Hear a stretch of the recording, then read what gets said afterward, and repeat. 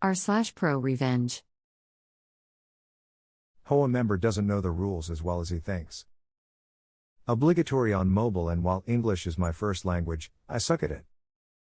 This story primarily take place between me and shitty neighbor who is a member of my community's HOA. Sorry if it's a bit long. As a bit of background, me and my 3 roommates moved into a housing community that is basically just a bunch of cookie-cutter townhomes. All of these homes have garages that open onto streets that wind through the community. This is important later, with your front door opening to a path on the other side of your house. There are also some free parking spots on the edge of the community where there are no houses. When we first moved in, we quickly found out that parking could be a bit of a pain during the day, especially when people had guests during the weekend.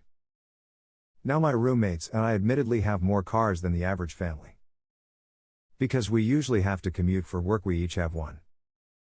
We try to make parking easier by using the garage, but we all have tons of sporting equipment, so we can usually only get one car in the garage. When all the parking and all the free spots is full, we just park our cars right up against the garage and leave them there during the day or overnight. We'd seen other neighbors do it, and it still left ample room for people driving on the street to get by. Well, one day shitty neighbor come up while my roommates and I are in the garage organizing some stuff and tells us that we can't park there overnight as it's against community rules. Before we had a chance to respond, he added, "And if you do it again, I will personally make sure you're towed." His first comment was pretty reasonable. We'd just moved in and didn't know that rule. But his second comment really just made him sound like an ass and wasn't necessary. One of my roommates simply responded that we didn't know as we'd just moved in and we wouldn't park there overnight anymore. Well, shitty neighbor, clearly trying to assert his dominance, responded with, "Good. You better not, because I'll be watching." Well, from then on we did follow those rules. If we parked in front of our garage during the day, we would make sure to move before we went to sleep. This worked out for a while until one fateful day. One of my roommates stopped by quickly after work to grab some dinner and clothes before heading to his girlfriend's. This was around 7 p.m., so he just parked up against the garage as it would be quicker than the parking spaces. Plus it was early enough that he didn't think he'd get towed. Around 8 p.m. he went to head out and his car was gone. Guess who was there though? Shitty neighbor standing right outside. Immediately he said to my roommates, "Told you were going to get towed if you parked here again."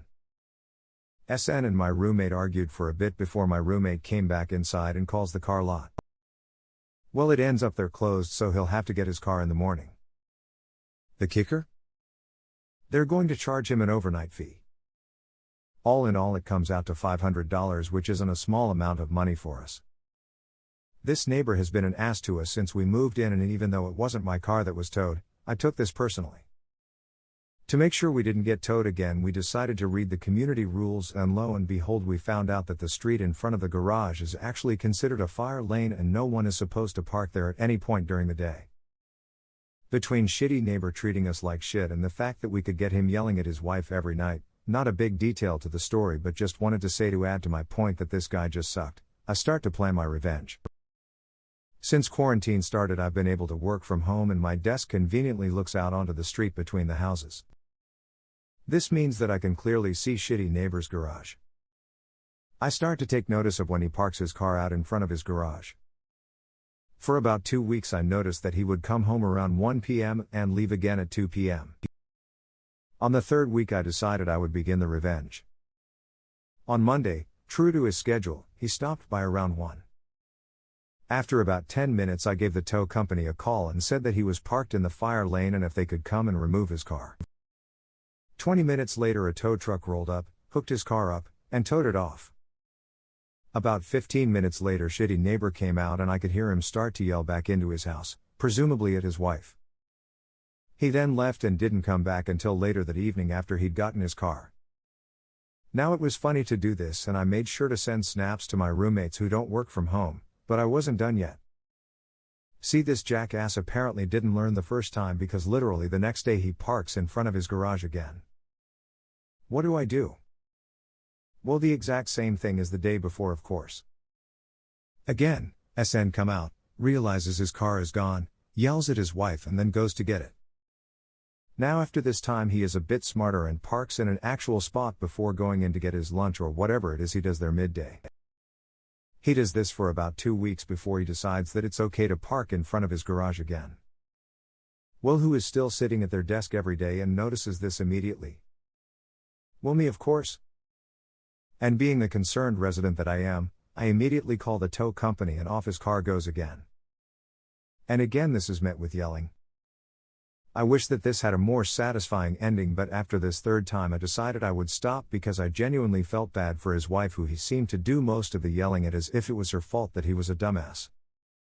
What I can tell you is that it had definitely cost him over $1,000. If he hadn't gotten my roommate's car towed, then we wouldn't have ever found that fun little rule. The best part was that a number of my neighbors would have their cars parked there at the same time and they'd never have their cars towed, which made it all the better when his was. We have had a number of other encounters that with him in the time since this happened, and I have another story that involves the actual HOA that I'll probably write later. That one is still ongoing though, so we'll see how it ends up. TLDR. Asshole neighbor gets my friend's car towed, so I get his towed 3 times. Edit. Removed initials and replaced them with shitty neighbor. Edit 2. By popular decision I've decided that this story actually won't conclude with me stopping. I've had lots of advice about recording him yelling at his wife and trying to help that situation. I've also been told that I should figure out if he's using HOA funds to pay off these bills. This one may be a bit harder to obtain since we're just renters, but I'll see what I can do. One thing to note is that he has no idea that it's me calling, and I'm trying to keep it that way. I will keep everyone updated with my progress and if anything new happens.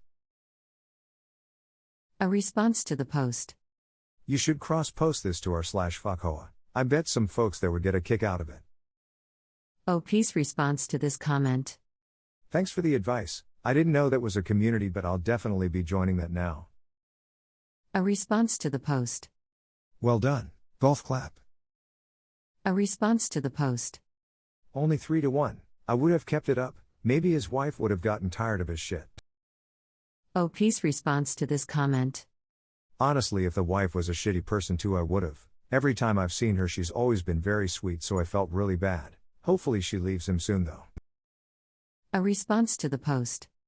I'd mail him the excerpt of the community rules, and if he parks in front of his garage again, get the car towed. OP's response to this comment. The thing is, since he's on the HOA and they wrote the rules, I'm not sure how he doesn't know. I think he just doesn't care. A response to the post.